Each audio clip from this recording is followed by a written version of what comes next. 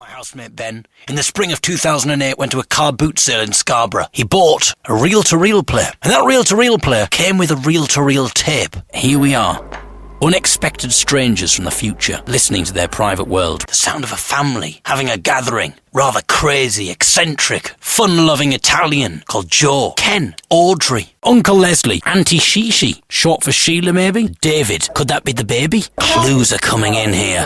We're piecing this together. I want to find them, I want to track them down, maybe even speak to them. Taking part in this play is Stephen Mainprice, David Cooper, Dawn Roper and Lindsay Watson. I can find people called Stephen Mainprice and David Cooper who come from the Scarborough area, get in touch with them and try and explain the situation. Hello, is that Stephen? Speaking. David Cooper, Lindsay Watson and a Dawn Roper. Any of that ring any bells? Yes, all of them. Really? All of them, yeah. So it may be that the tape recording belongs to David Cooper then, maybe? He died, apparently. David Cooper, David Cooper, David Cooper, David Cooper, David Cooper, David Cooper, David Cooper, David Cooper. Is that the voice of David Cooper? Possibly aged 10 or 11? Recorded in 1971? I don't know. Yesterday was a bit of a revelation, wasn't it? If you haven't listened to the previous 4 dollops, or certainly the last dollop, I'd urge you to go back and listen. I did a quick recap there, but that's just a very quick recap because I don't want to keep explaining the whole car boot sale reel-to-reel player thing every single dollop. I'm having a bit of a walk. I've got a lot to mull over, and I need to be moving. It helps my mind think through things. Before we go any further, obviously yesterday's revelation was that David Cooper, who may well be responsible for the recording that brought me to Stephen Mainprice, that may be his voice that we just heard there, saying his own name, presumably practicing for a class play at school and introducing the people that he was doing this play with. Regardless of whether that voice is or isn't David Cooper's, we found out yesterday that David Cooper died. Now that this has happened, it kind of puts a different complexion on things, maybe. Maybe in the future this might be, or maybe is being listened to right now, family members, or people who knew David Cooper, and I just wanted to kind of make reference to that because obviously they are real people, because you know it could be a little bit upsetting. So I didn't know that was going to happen, obviously, but I just wanted to make reference to that because yesterday's David Cooper dying announcement sort of just made me think a bit about the fact that these are real people that we're dealing with who didn't ask me to publish their private recording on the internet. So yeah, I'm aware of that. And I'm also aware that yesterday I essentially published my conversation with Stephen Mainprice without really getting his permission. I mean, I did say in the phone call that I will publish this on the blog, if that's alright. And I don't know if he necessarily knew that that recording was being published, so... But there was no way I wasn't going to play that recording. That's the thing. I had to, that had to be on the dollop as far as I was concerned. I kind of had some empathy for what it must be like for certain journalists now. It must be so frustrating when you've got to get clearance and things like that.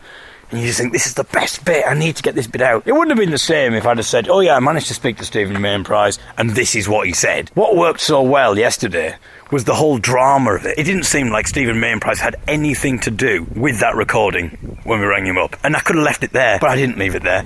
I thought, I'm going to say some of the names of the other people, and all of them resonated with him. And the fact that there was somebody else there who works with him, who was in the same class, was pretty amazing as well, and added to the drama. And I thought, I've got to, there's no way I'm not playing that out. But I didn't really explain that to Stephen, and I didn't say, this is going out, do you mind? Because I thought he might say no. And I thought, I need this.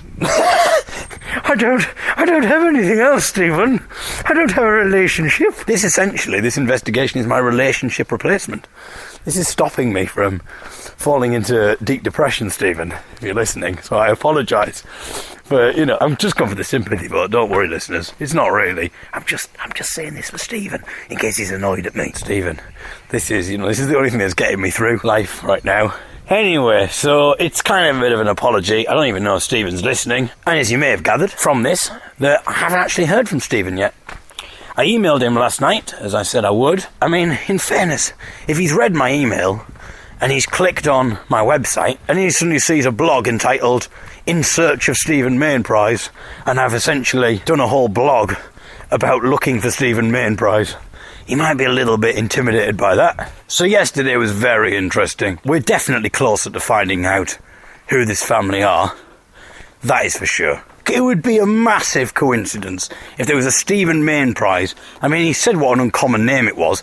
It'd be a bit of a coincidence if all of those people, Dawn Roper, Lindsay Watson, David Cooper, happened to be in that class, and it was a different class, in Scarborough, and it wasn't the same David Cooper, Stephen Mayne Prize, Lindsay Watson and Dawn Roper. I think that would be a bit of a coincidence. I think we can say it's not conjecture, it's not a hunch. I think we can pretty definitely say we're getting somewhere. I feel as if I'm a little reliant on Stephen to get back in touch with me. No, Stephen, don't even think about asking for money. There's no budget. The Dollop doesn't have a budget. He's thinking, oh, how much can I get out of David?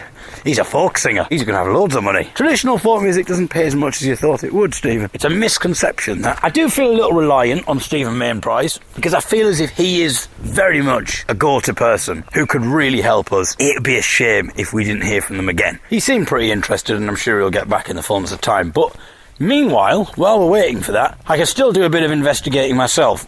Interesting things that we learned, other than the unfortunate death of David Cooper, was that Lindsay Watson, who I assumed obviously was a girl, no, Lindsay Watson is a boy, or was a boy, and therefore I would have thought would be easier than a girl to track down, because obviously with things like Facebook, it's easier to track men down because they don't change their names as readily. Traditionally, I mean, obviously when you get married, women are more likely to change their name. But having said that, I did search for Lindsay Watson, Scarborough, and I found nothing. I then did a search for David Cooper, Scarborough, thinking maybe that something would come up, maybe a news report about how he died or something like that. But again, nothing. So I went on to because when people die, obviously people put in remarks, don't they, in the paper, a sort of a mini obituary thing, maybe to announce when the funeral's being held, and also just to tell people that their loved one has died. That's generally how it works. And I thought, well, newspapers tend to archive themselves online now. So I went to the Scarborough News online archive site, which is the newspaper for Scarborough, Scarborough Evening News, and found their obituaries page. And it said type in first and second name. So I did. David Cooper, and there was one result. Hence why today's Dollop is called the one and only David Cooper. He died in 2004, and this was published on the 18th of November 2004, or maybe that's when he died. And it says, sending lots of love and big hugs, missing your cheery smile, always in our thoughts. And that's been sent by Janet, Christine, Joanne, and families. So not too much to go on. We know he died in 2004. Doesn't say how old he is or anything like that. If he said how old he was, if he died in 2004, he should have died when he was 10 in 1971, 44, I assume. About 44, maybe 45. He's obviously a granddad in that time, but the age would have been very helpful. But alas, it wasn't provided. And quite understandably, these people were grieving, and they weren't leaving clues for a weirdo 12 years in the future on a blog. I was hoping, if it was that David Cooper, that I might recognise more names. Audrey, maybe there'd be an Audrey, maybe there'd be a Ken. His dad, was his dad called Ken? Is it the same one? Is it the same David Cooper? If the reel-to-reel player belongs to David Cooper, chances are he's got a dad called Ken. So where was Ken? Maybe it's the wrong person. Then again, there was only 3 names, and it did say and families. Chances are that was his sons and daughters who left that message in the newspaper. Bit sad reading that, obviously, because I didn't expect this to, I thought that maybe some of the older people would have died. I thought Nana, very likely that she would have died even if she was 60 in that recording. She's likely to have been older.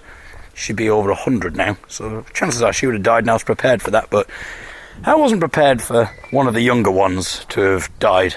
I was a bit disappointed that there wasn't a Ken there, but at the same time a little bit relieved, because I didn't want David Cooper to be the main character. It'd be nice if the person whose voice that was on the recording was still alive, obviously, and we could speak to him maybe in the future. Anyway, this next bit might come across as a little bit... I decided out of interest on the obituaries page to do a search for Ken Cooper. And again, one result came up.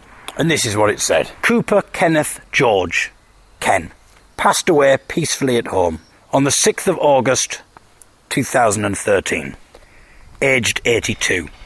partner of Kathleen, father to Jacqueline, and the late David. And the late David.